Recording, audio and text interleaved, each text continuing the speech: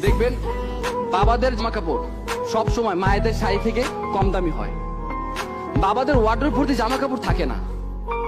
বাবারা একটা ঘড়ি বৃদ্ধ না হওয়া পর্যন্ত হাতি থাকে। বাবারা এক জোড়া জুতা চালায় বছরের পর বছর।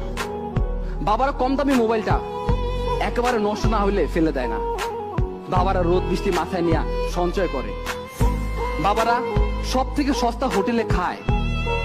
নিজের জন্য সব থেকে কৃপণ বাবাটা তার স্ত্রী সন্তানের জন্য সব থেকে বেশি ব্যয় হিসাবী। বাবারা একেবারে বাধ্য না হলে কখনো না বলে না। বাবারা ভালোবাসি এই কথাটা বলতে জানে না, করতে জানে। পৃথিবীর সব পুরুষ খারাপ, সব জন্মদাতা খারাপ, কিন্তু একটাও খারাপ বাবা নাই। মানুষটা মোমবাতির মতো, নিজে গুলো পরিবারকে আলো দেয়, আর সেই মানুষটা হলো বাবা। সন্তানের হাতে নতুন মোবাইল তুলে দিয়ে যে নিজে পুরাতন মোবাইল ইউজ করে। বাবারা সবসময় নিম পাতার মতো হয়, কিন্তু আমাদেরকে বড় বৃক্ষের মতো ছায়া দিয়ে রাখে, যার কারণে সূর্যের তাপটা আমাদেরকে ছুঁতে পারে না। এই পৃথিবীতে যাদের বাবা নেই তারা বুঝে এই পৃথিবীতে স্বাধীনভাবে চলতে বাবাকে কতটা প্রয়োজন হয়। বাবারা হাসে না, তারা পরিবারের মুখে হাসি ফোটায়। আমরা যখন আমাদের বাবার কাছ থেকে কিছু চাই, তখন সেই চাওয়াটা পূরণ করার জন্য আমাদের বাবা 10 জন মানুষের সামনে মাথা নিচু করতে একটু চিন্তা করে না। মাঝে মাঝে বাবা আমাদের কিছু চাওয়া পূরণ করতে পারে না, তখন আমাদের অনেক খারাপ লাগে। কিন্তু আমাদের অনেকের জানা নেই, আমাদের চাওয়াটা পূরণ না করে আমরা যতটুকু কষ্ট পেয়েছি, এর চাইতে 1000 গুণ বেশি কষ্ট বাবারা আমাদের চাওয়াটা পূরণ না করতে পারায় পেয়ে থাকে। বাবা শব্দটা 2টা অক্ষরের, কিন্তু এই 2টা অক্ষর 2টা পৃথিবীর সমান। আপনি তা কখন বুঝবেন জানেন? যখন অক্ষর 2টা আর এই পৃথিবীতে থাকবে না। প্রত্যেকটা বাবাই চায় তার সন্তান সুখে থাকুক। আমরা অনেক সময় বাবার কাছে অনেক ইচ্ছে পূর্ণ আবদার করে থাকি, কিন্তু অনেক সময় বাবা আমাদেরকে না করে দেয়। তখন আমরা হয়তো ভাবি আমাদের বাবা আমাদেরকে ভালোবাসে না, কিন্তু আপনি হয়তো জানেন না আপনাকে না করে দেওয়ার কারণে আপনি যতটা কষ্ট পেয়েছেন তার চাইতে 1000 গুণ বেশি কষ্ট বাবার হৃদয়টাকে ক্ষত বিক্ষত করে দেয়।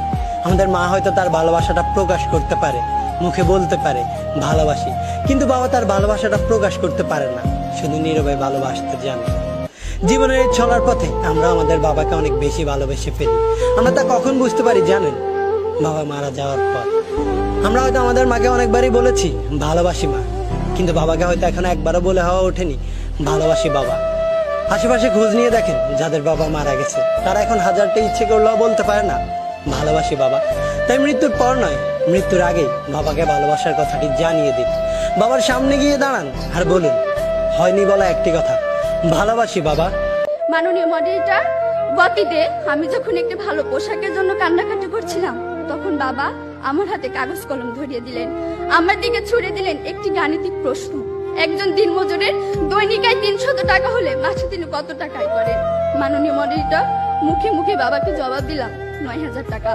বাবা আমার কাঁধে হাত রাখলেন, চুলের মাঝে হালতো বিলি কেটে বললেন, মা রে, তোর এই বাবা হাই স্কুলের শিক্ষক হিসেবে মাসে 8000 টাকা বেতন পায়।